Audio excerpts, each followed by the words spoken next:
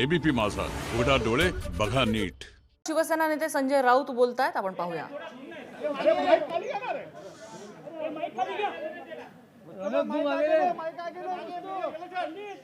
ये वेदांत mic on कर.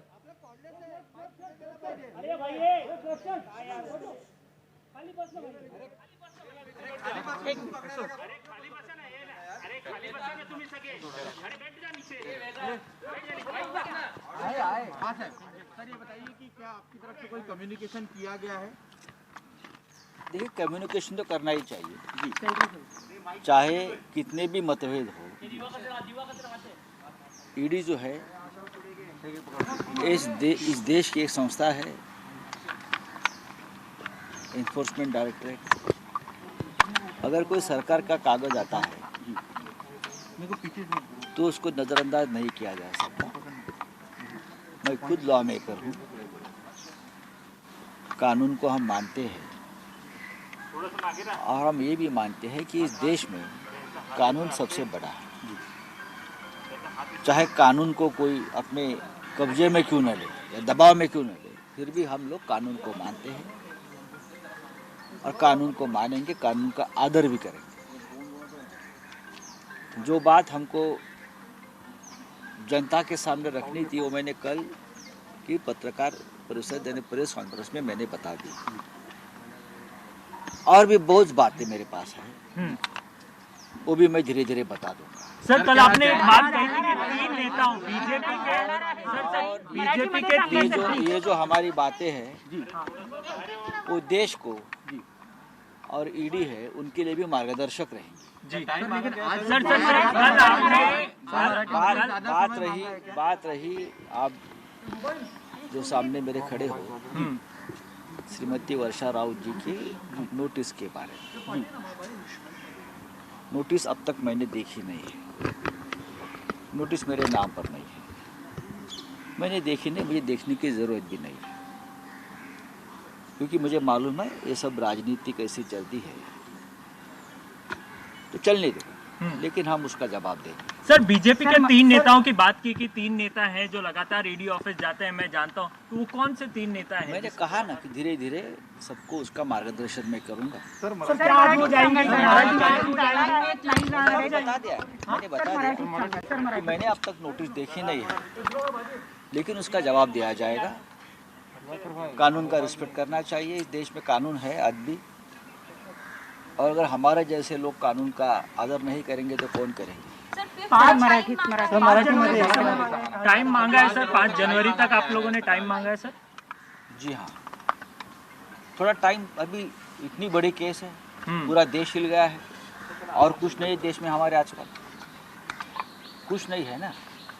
मेरे पास जो 120 लोगों की लिस्ट मैंने बनाई है वो देने के बाद शायद ईडी को बड़ा काम मिल जाएगा, सरकार को बड़ा काम मिल जाएगा. लेकिन अब तो ये एक ही केस इस देश में चल रहा है जो 50 लाख का है सिर्फ.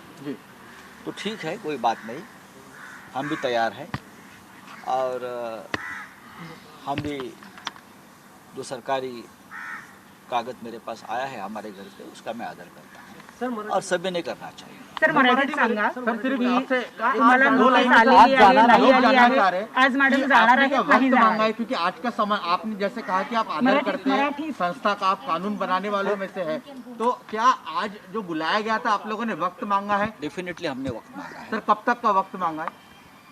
2-4 दिन का वक्त मांग लेंगे हम, ऐसा कोई बहुत बड़ी बात नहीं है. जी जी. हमारे पास छुपाने के लिए कुछ नहीं है. जी, जो भी है हमारे पास उसका पूरा ब्यौरा हमने एफिडेविट में दिया है, पार्लियामेंट के इनकम टैक्स के जो रिटर्न्स भरते हैं उसमें दिया है. जो छुपाने वाले होते हैं वो भाग कर चले जाते हैं या एजेंसी को मैनेज करने में लगते हैं. हमको ये कोई ज़रूरत नहीं. तो हमारे पास खुली किताब है. हम मिडिल क्लास फैमिली के लोग हैं और मिडिल क्लास फैमिली के लोग होते हैं वो बहुत ही सीधे तरीके से अपनी बात सरकारी एजेंसी में रखते हैं. कोई धमकी आ रही है? बीजेपी के लोग धमका रहे हैं सरकार गिराने के लिए, कोई धमकी या साजिश? बात ऐसी है, मुझे धमकाने वाला पैदा नहीं हुआ है. मैंने जो बात की है कि उनकी इस प्रकार की भाषा थी कि हम सरकार गिराने के लिए कुछ भी कर सकते हैं. मैं उसको धमकी मानता हूँ सरकार के लिए, और मुझे धमकी देने वाला पैदा नहीं हुआ। जो मुझे धमकी देगा वो नहीं रहेगा। तर मराठी संघा मॅडम जाणार आहेत नाही जाणार आहेत तुम्हाला नोटीस आलेली आहे नाही आलेली आहे नेमकं काय? मी स्वतः कायद्याचं पालन करणारा नागरिक आहे, मी संसदेचा सदस्य आहे। आम्ही कायदे बनवतो, आम्ही कायद्यावर चर्चा करतो। त्याच्यामुळे जर सरकारच्या तपास यंत्रणेकडून माझ्या कुटुंबाला एखादा कागद आला असेल तर त्याचा आदर करणं हे आमचं कर्तव्य आहे।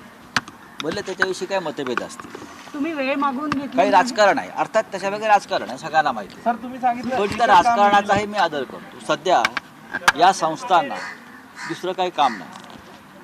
सरकार विरोधक जे आहेत, खास करून भाजपा विरोधक आहेत, त्यांचा कशा प्रकारे मानसिक छळ करता येईल किंवा इतर गोष्टींना छळ करता येईल हे त्यांचं एक राष्ट्रीय कर्तव्य आहे। त्या राष्ट्रीय कर्तव्याचा सुद्धा आम्ही आदर करतो, कारण शेवटी त्यांनाही काहीतरी काम पाहिजे, त्यांना हुकूम मानायचे असतात, हे हुकुमाचे ताबेदार आहेत। त्याच्यामुळे मला ईडीची कीव येते। या संस्था ह्यांना काळी फार प्रतिष्ठा होती, आता ह्यांचा कोणी आदर आणि यांना कोणी प्रतिष्ठा देत नाही या सगळ्या एजन्सीला, कारण यांना सरकारचे नोकर मानलं जातं, सरकारी गुलाम मानलं जातं। ही या देशाची शोकांतिक आहे, पण तरीही या सरकारी कागदावरती जो एक सत्यमेव जयतेचा एक एम्ब्लेम असतो, त्याचा आदर या देशातली जनता करते, त्याच्यापैकी मी एक आहे। गोष्ट आली तुमच्या नोटीसची, श्रीमती राऊत यांना एक नोटीस जर आली आहे तर ती का मी पाहिली नाही, पण आम्ही सांगितलेलं की त्याला एक सविस्तर उत्तर द्या आणि पुढची वेळ मागून घ्या। आमच्याकडे लपवण्यासारखं काही नाही, आम्ही एक मध्यमवर्गीय कुटुंबातले लोक आहोत। जे का आमच्याकडे आहे ते कधी लपवलं नाही। त्या संदर्भात आम्ही राज्यसभेच्या पार्लमेंटच्या आमच्या संपूर्ण त्या ॲफिडेव्हिटमध्ये सगळी माहिती दिली आहे। तीच तुम्ही टी व्हीला दाखवता, नवीन काय आहे? 15 वर्षापूर्वी तीच माहिती आहे, नवीन काही नाही, ती दाखवू द्या। ज्यांच्याकडे लपवण्यासारखं असतं, ज्यांच्याकडे लपवण्यासारखं असतं ते एकतर या तपास यंत्रणा व दबाव आणून त्यांच्या केसेस मॅनेज करतात, ज्यांच्याकडे लपवण्यासारखं असतं ते घाबरून भाजपामध्ये प्रवेश करतात, तसे केलेले आहे। महाराष्ट्रातील उदाहरणं आहेत, आंध्रमधली आहेत। आमच्याकडे लपवण्यासारखं काही नाही। आम्ही शिवसेनेत आहोत, शिवसेनेत राहणार आणि शिवसेनेत मरणार। मुख्यमंत्री से बात की आपने बात की इस विषय को लेकर, मुख्यमंत्री ने इस विषय को लेकर बात की, क्या प्रतिक्रिया दी?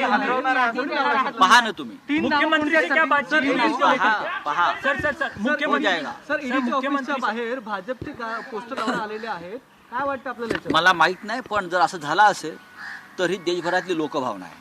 ठीक थँक्यू सर, थँक्यू।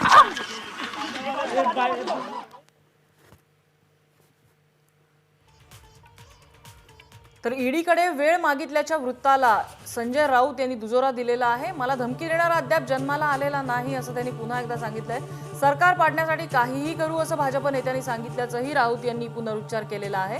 आणि ईडीची नोटीस मी अद्याप बघितली नाही आणि मला बघायची गरजही नाही असं त्यांनी पुन्हा एकदा स्पष्ट केलेलं आहे। एबीपी माझा, उघडा डोळे बघा नीट।